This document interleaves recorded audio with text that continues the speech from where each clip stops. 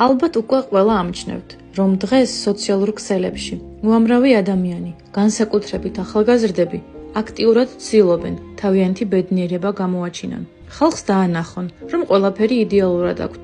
აქვეყნებენ ფოტოებს, თავიანთ მიღწევებსა და წარმატებებს. სინამდვილეში, ყოველ შემთხვევაში მე ვთვლი, რომ ბედნიერებას სიჩუმე უყვარს.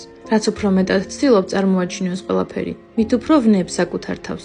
თავდაპირველად არსებობს თვალი. დიახ, შეიძლება გაგთვალონ, ჭორები გაგივრცელონ, შური გააღვივონ. ადამიანების სულში ძალიან ადვილად იბუდებს შური. მახსოვს პატარაობაში, როცა ჩვენს ქვეყანაში ძალიან ჭირდა ცხოვრება, თუ დედა რაიმე გემრიელობას გამოაცხობდა, არ მაძლევდა უფლებას გარეთ, სხვების დასანახად მეჭამა.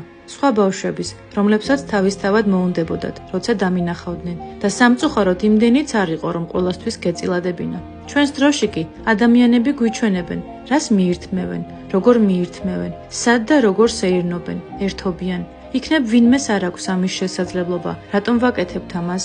თუ ბედნიერი ხარ, იყავი ბედნიერი ჩუმად, მშვიდად, შენთვის, შენ საზღვრებში. თუ არ შეგიძლია ეს ბედნიერება სხვებსაც უწილადო, ნურც გამოამზეურებ. მიმაჩნია, რომ ეს ჩვენი თანამედროვე ეპოქის დიდი უბედურებაა.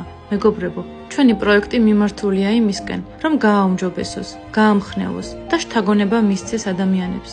ამიტომ ნუ გამოტოვებ შენს შესაძლებლობას, გამოგვიწერე და არ გამოტოვო შემდეგი დღის რჩევა.